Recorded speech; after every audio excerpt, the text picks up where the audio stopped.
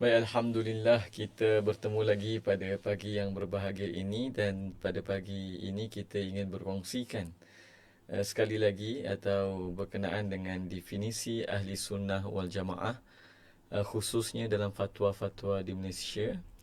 Dan pada pagi ini kita kongsikan fatwa yang telah diwartakan oleh Kerajaan Negeri Kedah atau Jabatan Mufti Negeri Kedah Darul Aman.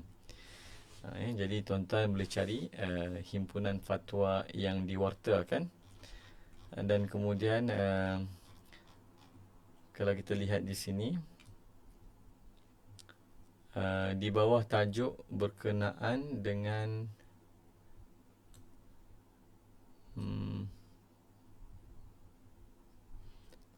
pembidaahan kepada amalan-amalan ahli sunnah wal jamaah di negeri Kedah Darul Aman.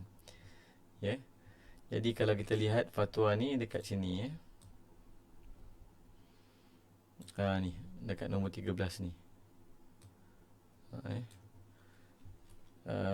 Dan walaupun tajuk fatwanya adalah pembidaahan kepada amalan-amalan ahli sunnah wal jamaah di negeri Kedah Darul Aman, sebab tu nanti bukan hari ni lah, bukan pada kali ni, kita akan tengok amalan-amalan yang telah dibidaahkan oleh golongan ekstrim lah terhadap, dan golongan tu tak ada lain lah, Wahabi lah tuan-tuan terhadap amalan-amalan ahli sunnah wal jamaah di negeri Kedah. Maka fatwa ini bermula dengan definisi ahli sunnah wal jamaah terlebih dahulu.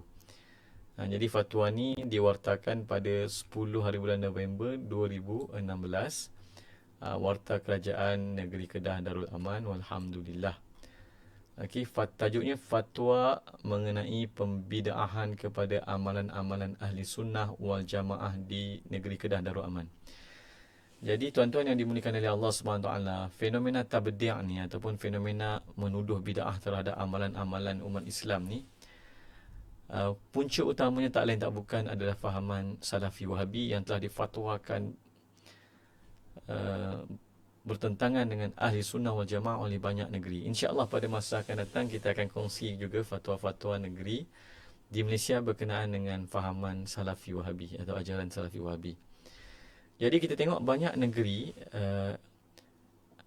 membuat fatwa larangan pembidaahan. Kerana apa? Kerana sikap tabdi' ni adalah sikap yang akan mula-mula muncul pada orang yang terpengaruh dengan fahaman-fahaman Salafi Wahabi inilah. Jadi sebab tu banyak negeri yang keluarkan larangan pembidaahan, fatwa larangan pembidaahan, dan Alhamdulillah dalam fatwa negeri Kedah ni datangkan bersama dengan definisi ahli sunnah wal jamaah yang kita akan kongsikan sekarang ni. Jadi sebab tu tajuk fatwa tu larangan pembidaahan ataupun berkenaan dengan pembidaahan ataupun sikap tabdi'. Sikap mudah sangat tuduh bid'ah. Baik. Fatwa mengenai pembidaahan kepada amalan-amalan ahli sunnah wal jamaah di negeri Kedah Darul Aman pada menjalankan kuasa yang diberikan oleh subsection 21/3 dan 24/4 Enakmen Mufti dan Fatwa Kedah Darul Aman 2008.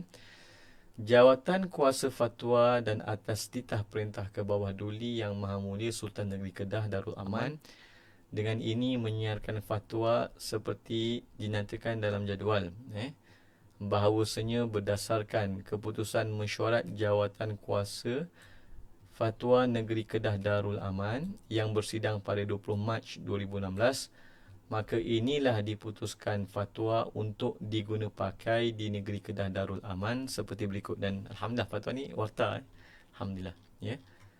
Jadi adalah ditetapkan bahawa umat Islam di negeri Kedah Darul Aman hendaklah mengikut ajaran Islam yang berasaskan pegangan ahli sunnah wal jamaah yang diamalkan sejak dahulu hingga sekarang berdasarkan perkara 33A Undang-Undang Tubuh Negeri Kedah tahun 1959 seperti berikut. Apa dia tuan-tuan? Dari segi akidah, berpandukan manhaj Imam Abul Hasan Al-Ash'ari dan Abu Mansur Al-Maturidi, iaitu jelas berada di atas manhaj Syairah dan Maturidiyah, sama seperti fatwa Sabah yang kita lihat semalam. Dari segi syariat, berpandukan kepada mazhab Imam Syafi'i, manakala tiga mazhab muktabar Hanafi, Maliki dan Hambali boleh dirujuk dan digunakan dalam menyelesaikan masalah-masalah tertentu. Luas kan tuan? Pendekatan kita ulama ahli sunnah wal jamaah sangat luas dan meraihkan pandangan-pandangan muktabar. Tetapi perlu ada mazhab yang utama, kerana kemaslahatan bermazhab dan mempunyai mazhab yang induk ataupun utama ni begitu penting dan begitu besar. Antaranya penyeragaman dari sudut hukum dan amalan, ya. Dan dari segi tasawuf hendaklah berpegang dengan Imam Junaid Al-Baghdadi dan Imam Al-Ghazali, okey. Dan manakala aliran tasawuf muktabar yang lain boleh diamalkan selagi ia tidak bertentangan dengan ahli sunnah wal jamaah. Dan di sana terdapat ramai tokoh-tokoh tasawuf di kalangan para ulama salafus salih dan banyak tarikat-tarikat muktabar yang diterima oleh ulama-ulama tasawuf. Ya, maka alhamdulillah, definisi ini mampu merangkumi keluasan manhaj ahli sunnah wal jamaah. Ya. Kemudian disebut dua, aliran pemikiran dan fahaman yang bercanggah dengan ahli sunnah wal jamaah perlu dicegah dan dilarang keseluruhannya. Bukan Wahabi Salafi sahaja, mana-mana aliran dan fahaman yang bercanggah dengan ahli sunnah wal jamaah perlu dicegah dan dilarang keseluruhannya daripada berkembang di negeri Kedah Darul Aman, kerana ia boleh menimbulkan kecelaruan dan menjadi ancaman kepada keutuhan pegangan agama, perpaduan bangsa, keamanan serta keselamatan negara. Kemudian kita tengok fatwa Kedah ni memperincikan ciri-ciri fahaman yang disebut sebagai bertentangan dengan ahli sunnah wal jamaah.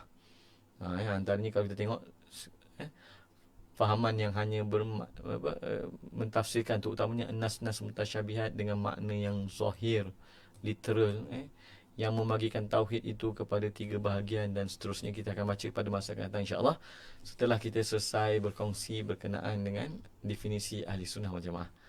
Jadi alhamdulillah, juga saya ucapkan tahniah dan terima kasih kepada Jawatan Kuasa Fatwa Negeri Kedah dan tahniah kepada penduduk negeri Kedah di atas fatwa ini yang insya-Allah moga-moga menutup pintu fitnah tabdi' dan takfir dan tajsim dan irhab. 4 fitnah yang datang bersama dengan golongan ekstrim, terutamanya golongan Salafi Wahabi, iaitu suka mudah membid'ahkan amalan-amalan para ulama dan masyarakat Islam. Yang kedua, membawa kepada mudah menuduh kufur terhadap umat Islam yang lain. Ketiga, yang membawa kefahaman tajsim dan tashbih pada sifat-sifat Allah. Dan yang keempat, membawa kepada ataupun yang merupakan enjin dan ideologi kepada gerakan-gerakan ekstrim bersenjata seperti ISIS, Boko Haram, Syabab, Jemaah Islamiyah, Al-Qaeda dan sebagainya. Semoga Allah pelihara kita seluruh umat Islam, khususnya di tanah Melayu ini, di atas manhaj ahli sunnah wal jamaah. Semoga bermanfaat.